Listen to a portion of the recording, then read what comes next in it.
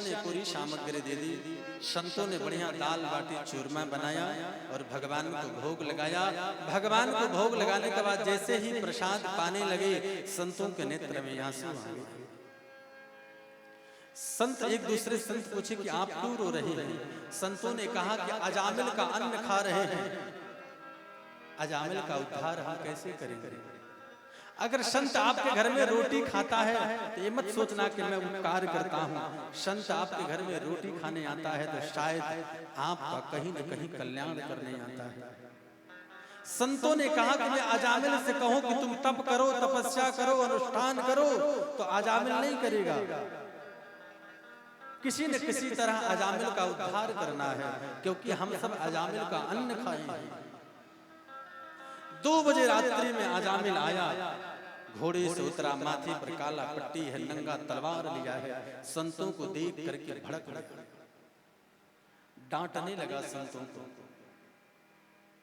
अंदर से वेश्या निकली, वो गणिका निकली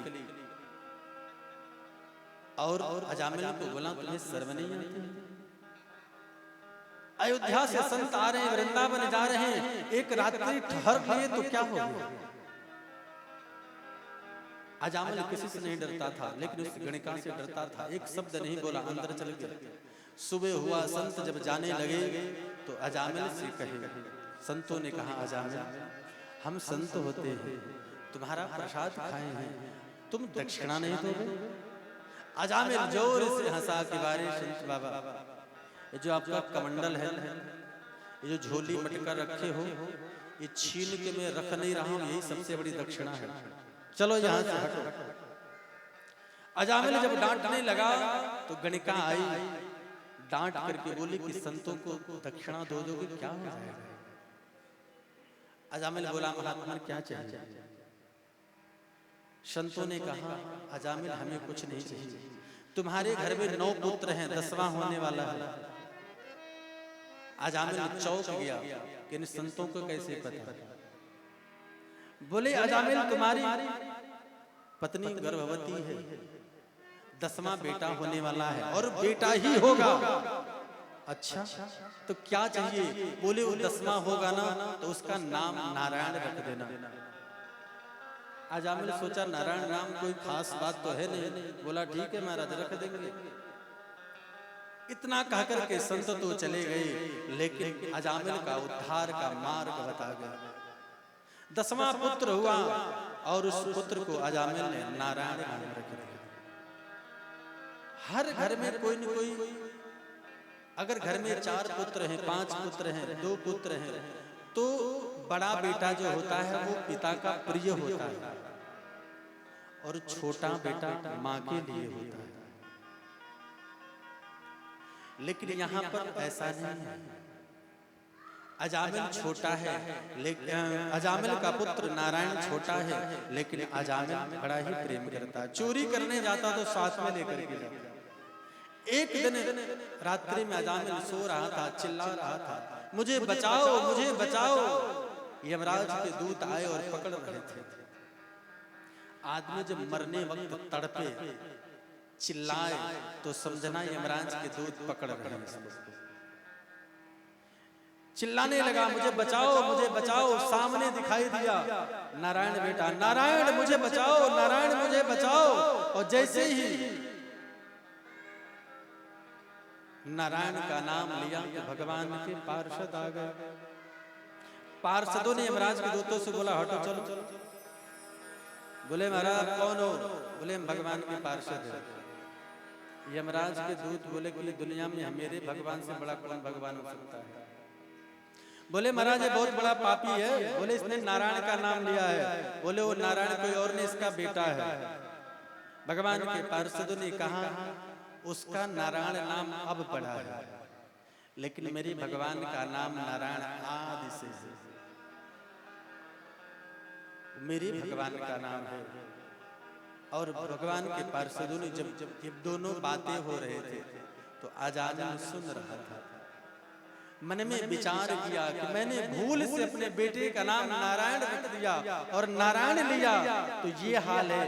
अगर मैं सही में नारायण नारायण कहता तो हमारा जीव का क्या हाल होता। और अजामिल का उद्धार हो गया।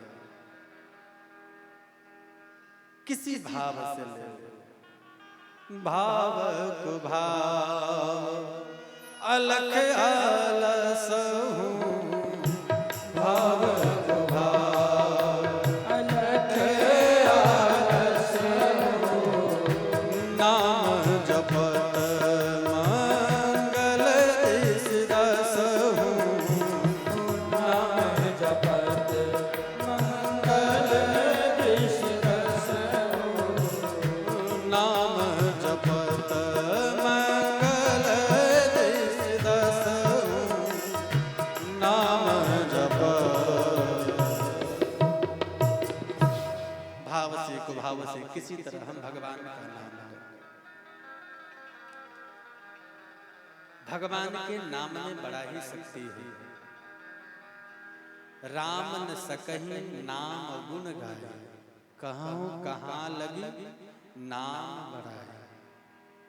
भगवान भी अपने नाम की प्रशंसा नहीं कर सकते, भगवान भी अपने नाम की महिमा को नहीं गा सकते।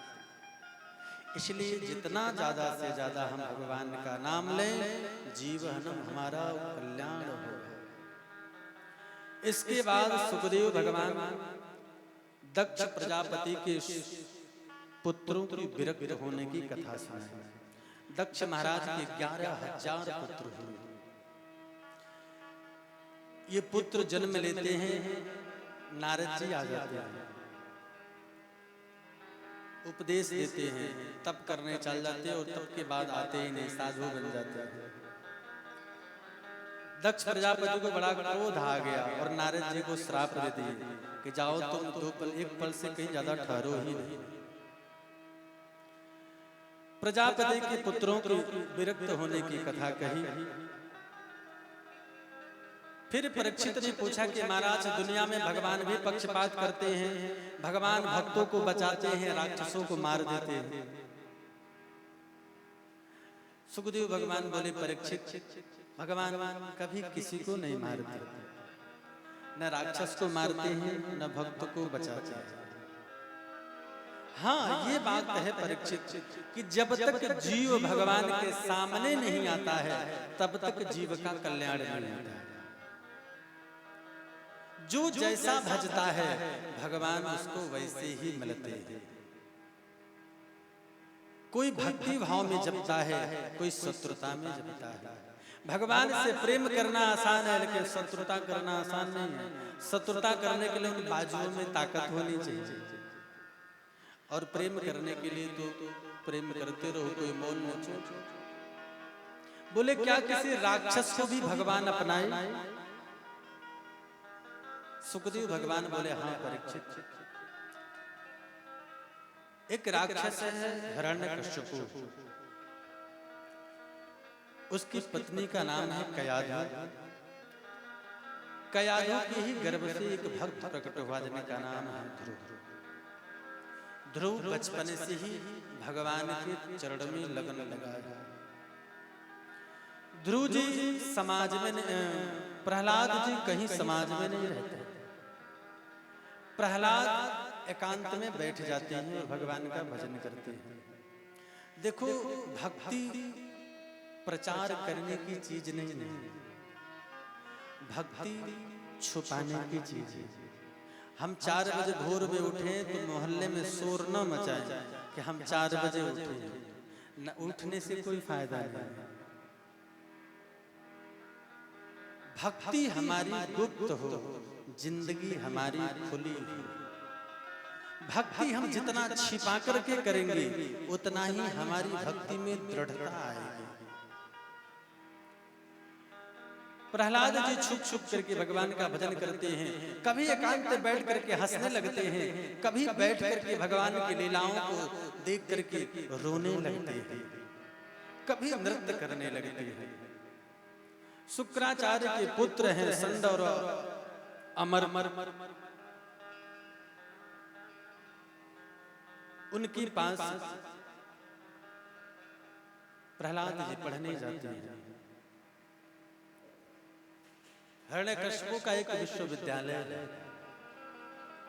प्रहलाद जी पढ़ते हैं, लेकिन पढ़ते क्या है, वो तो भगवान का भजन करते हैं। कुछ वर्षों के बाद हिरण्यकशिपु अपने बेटे को गोद में बिठाया।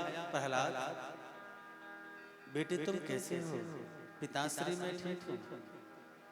अच्छा कोई स्टोरी सुनाओ, कोई कहानी सुनाओ, कोई बात बताओ जो तुमको बहुत अच्छी लगती है। प्रहलाद जी ने कहा, पिताश्री भगवान को पाने के लिए 9 मार्ग है। 9 भक्ति सुनाया कि श्रवणम कीर्तनम विष्णु स्मरणम पाद सेवनम अर्चनम वंदनम दास्यम शांत्यमात्मनिवेदनम। पिताश्री भगवान को पाने के लिए 9 मार्ग है। हमें कोई भी मार्ग अपना करके भगवान को पाना चाहिए। हिरण्यकशिपु को बड़ा क्रोध आया। संड अमरक को बहुत डांटा। प्रहलाद जी को मारने के लिए बहुत यत्न किया। जलसी में गिराया, नहर में, नदी में गिराया, पहाड़ से गिराया, हाथी से कुचलवाया, अग्नि में जलवाया, जहर दिलाया, लेकिन कुछ नहीं हुआ, क्योंकि उनके रखवारे ठाकुर हैं।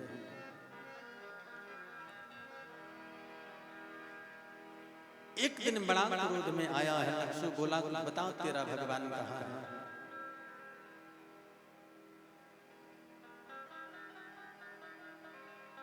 प्रहलाद जी ने कहा, वो परमात्मा हर जगह है, दर दर में है, हमारे में भी, आप में भी है, कोई जगह बताओ। हिरण्यकशिपु ने कहा, सामने एक खंबा दिख रहा है, इसमें है। प्रहलाद जी ने कहा कि हाँ, इस खंबे में भी भगवान है। हिरण्यकशिपु तलवार निकाला और उस खंबे पर जोर से प्रहार किया, और जैसे ही प्रहार किया उस खंबे से भगवान नरसिंह देव भगवान प्रकट हुए। बोले नरसिंह देव भगवान की। और नरसिंह देव भगवान और हिरण्यकशिपु में भयंकर युद्ध हुआ। सुबह से लेकर शाम तक युद्ध हुआ। शाम को हुआ, भगवान दरवाजे के देहली पर आए और बैठ गए और उसको गोदी में बिठा करके बोले, बता, तुम कहते थे ना कि मैं मर नहीं सकता हूं। बोला, आप मुझे मार नहीं सकते, मुझे ब्रह्मा जी का वरदान है, आकाश में नहीं मरूंगा, नीचे नहीं मरूंगा, ऊपर नहीं मरूंगा।